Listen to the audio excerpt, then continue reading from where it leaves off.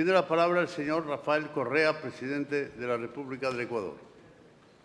Gracias, Su Majestad.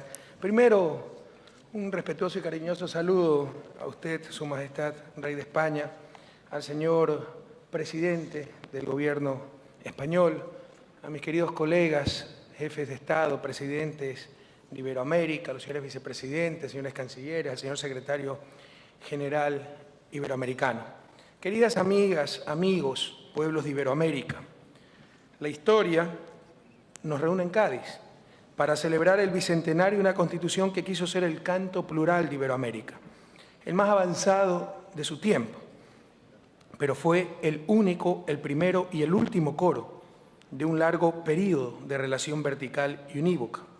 Estamos aquí para renacer en el mejor espíritu de la Constitución de Cádiz, para reafirmar el sentimiento de unidad en la diversidad, de pluralidad e integración que compartimos, unidos ante todo por el deseo de alcanzar la felicidad de nuestros pueblos, tal como lo proclamaron los constituyentes de Cádiz hace 200 años. La crisis económica y social en la que está sumido el mundo occidental y que se manifiesta hace varios años con especial crudeza en los países del sur de Europa, ha puesto en evidencia varias cuestiones.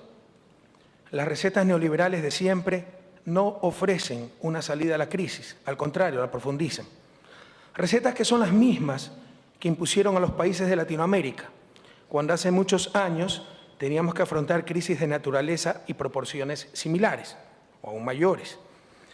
En Latinoamérica también fuimos víctimas de la colusión entre el capital financiero y la burocracia chantajista de ciertos organismos internacionales para el expolio de nuestros países y la imposición de agendas políticas de austeridad que afectan a las mayorías y solo benefician a unos pocos. Las políticas de austeridad en un contexto de recesión y desempleo solo profundizan y alargan la crisis, garantizando los retornos del capital financiero y el pago de una deuda pública, en parte incluso ficticia, ya que es deuda con sus propios bancos centrales. Tengo que expresar mi fraterno, pero firme desacuerdo con lo manifestado el día de ayer durante la inauguración de este evento por parte del señor secretario general iberoamericano. Los ajustes y reformas del consenso de Washington, impuestos por burocracias internacionales como el Fondo Monetario Internacional, Banco Mundial o Banco Interamericano de Desarrollo, no fueron parte de la solución, fueron parte del problema. Y el gran momento económico e incluso democrático, ya que estas políticas de ajuste también socavan y socavaron gravemente la legitimidad de la democracia, se debe precisamente a que América Latina está superando, y esperamos en forma definitiva, la larga y triste noche neoliberal contenida en el consenso de Washington y cuyos principales promotores fueron las burocracias internacionales anteriormente mencionadas, que incluso servían de instrumentos de política internacional de los países que la financian. Y de hecho creemos que estas instituciones tienen que reformarse profundamente. Se habló también de corrección de déficits fiscales, asumiendo que todos estos déficits eran producto de políticas populistas, indisciplina, demagogia, sin mencionar que casi en su totalidad esos déficits eran producidos por el servicio de la deuda externa que se renegociaba recurrentemente siempre en favor de los acreedores y pese a las transferencias de centenas de miles de millones de dólares de Latinoamérica al primer mundo, crecía y crecía continuamente.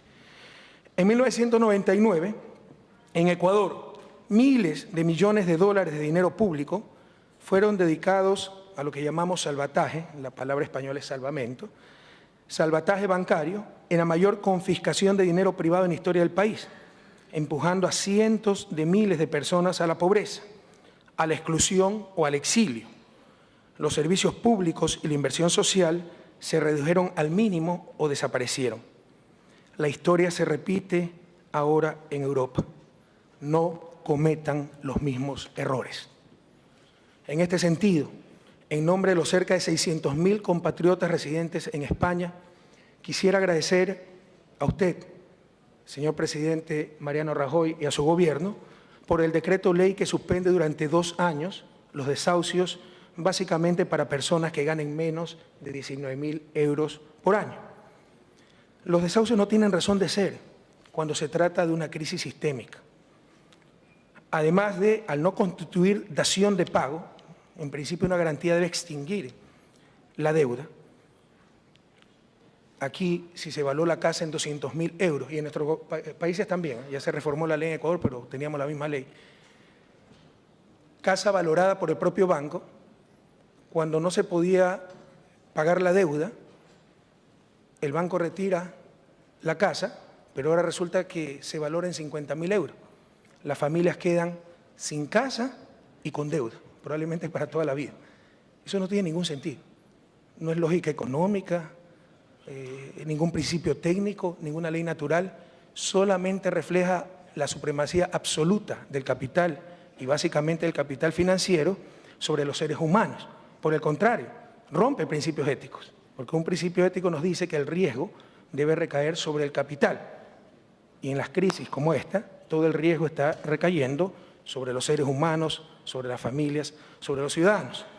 Pero no solo que esto demuestra la supremacía del capital y el capital financiero sobre los seres humanos, sino que esta inflexibilidad de los bancos en una crisis sistémica de practicar los desahucios nos llevan al peor de los mundos: gente sin casa y casa sin gente. Economía es ciencia de variables reales. Esto del riesgo país, los mercados financieros, se supone, todo eso son señales, instrumentos de coordinación. Lo importante son las necesidades de la gente y la capacidad de esa sociedad para atender esas necesidades y alcanzar la prosperidad, el bienestar, el buen vivir.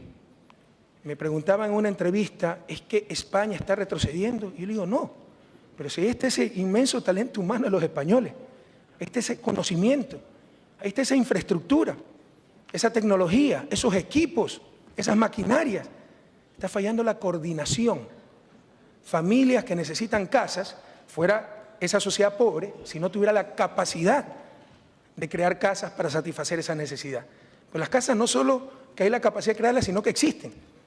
Pero por un problema de coordinación, las familias que necesitan casas se van a quedar sin casas y los bancos que no necesitan casas se van a quedar repletos de casas.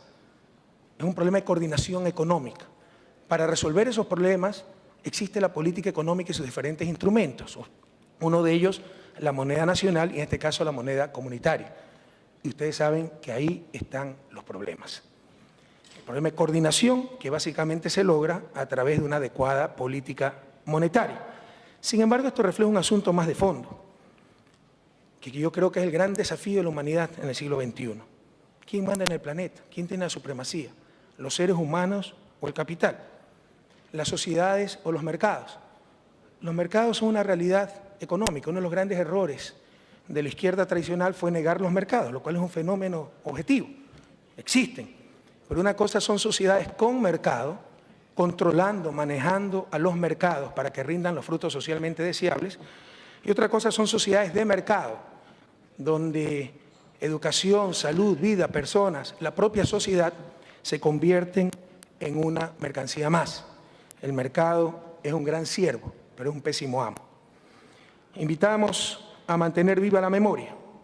América Latina fue uno de los lugares privilegiados de la emigración europea. Si nosotros hubiéramos aplicado las medidas que ahora Europa aplica para los migrantes de Latinoamérica, sería muy diferente la historia particularmente europea. Una relación renovada en el bicentenario de la Constitución de Cádiz, como dice el tema central de esta reunión, pasa necesariamente entonces por el adecuado trato de los migrantes latinoamericanos en Europa. Pero lo que vemos en ciertos países europeos es construcción de cárceles para los migrantes, en una globalización que paradójicamente impulsa cada vez mayor movilidad de capitales y mercancías, pero criminaliza la principal de las movilidades, la de los seres humanos. De igual manera, una relación renovada en el bicentenario de la Constitución de Cádiz implica llegar a acuerdos concretos con España para garantizar derechos humanos de los migrantes latinoamericanos, tales como el adecuado acceso a servicios sanitarios. Por otro lado, esta relación renovada en el bicentenario de la Constitución de Cádiz también implica trabajar juntos para evitar los abusos del capital transnacional contra los países latinoamericanos. En fechas recientes, el Ecuador ha sido víctima de un nuevo atropello jurídico cometido por uno de los apéndices del Banco Mundial, el Centro Internacional de Arreglos de Diferencias Relativas a Inversiones, CIADI, ante una demanda de la petrolera estadounidense Occidental Petroleum, conocida como Oxy, a la cual por incumplir la ley ecuatoriana y el respectivo contrato, se le aplicó la caducidad del correspondiente contrato. El Estado ecuatoriano clara e injustamente ha sido perjudicado en un laudo vergonzoso, ya que cito, y abro comillas, los actos ilícitos de la Oxy que violan el derecho ecuatoriano se han subestimado groseramente y no se han tenido en cuenta adecuadamente la importancia que tiene para cada Estado la observancia de su orden jurídico por parte de empresas extranjeras. Cierro cita. Continúo citando, abro comillas. El laudo de mayoría es tan escandaloso en términos jurídicos y contradictorio en términos jurídicos que no tengo otra alternativa que manifestar mis discrepancias. Cierro cita. Estas citas y expresiones no son el grito indignado de algún funcionario del gobierno ecuatoriano. Es el inusual voto salvado del árbitro Brigitte Stern en el laudo contra Ecuador en el CIADI, sorprendida por el descaro del írrito pronunciamiento. El CIADI ni siquiera tenía competencia para conocer la demanda de Oxy, ya que de acuerdo a las leyes ecuatorianas y al contrato de participación firmado por la compañía, la caducidad no es materia de arbitraje. Pese a reconocer esto, el tribunal se declara competente por sí y ante sí, y decide que es un asunto importante para las inversiones y en consecuencia puede tratarlo. El tribunal también reconoce que Oxy violó la ley ecuatoriana y en particular violó la cláusula 16.1 del contrato de participación, pero juzga la ley y dice que es demasiado severa frente a la pena como si el inversionista no conoce o no conociera la ley. Y la sentencia en mayoría del CIADI otorga incluso cosas no pedidas por la compañía. Occidental había traspasado 40%, este fue el motivo de la litis, de la caducidad, 40% de sus acciones a una tercera compañía. Solo reclamaba 60% de su inversión. El CIADI, sin que se lo pida Oxy, declara nula esa transferencia y la compensa sobre el 100% de una inversión que ya no tenía. Y condena de esta forma el CIADI al país a pagar 1.770 millones de dólares, equivalentes al presupuesto anual en salud del Ecuador, más cerca de 500 millones en intereses. El Ecuador denuncia el mecanismo del CIADI por fraudulento e ilegítimo. Esta situación, que la viven y sufren también otros países de la región, ha llevado a la creación del grupo de trabajo de expertos de alto nivel en solución de controversias en materia de inversiones de UNASUR, cuyos trabajos avanzan hacia la creación de un centro de mediación y arbitraje de la Unión de Naciones Sudamericanas. Desde aquí hacemos un llamado a nuestros países hermanos a denunciar este tipo de convenios fraudulentos, parciales y atentatorios contra las garantías procesales básicas y la soberanía.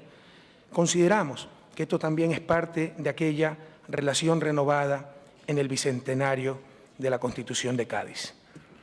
La mejor de las suertes, no sé por dónde está en orden alfabético, a nuestro querido amigo el presidente Calderón, a su familia, ahora que dejará la presidencia de México, y los mayores deseos de éxito al nuevo gobierno que iniciará sus gestiones el 1 de diciembre. Y nuevamente, muchas gracias a usted, Majestad, al señor presidente Mariano Rajoy y al pueblo español por habernos recibido y acogido con tanto cariño.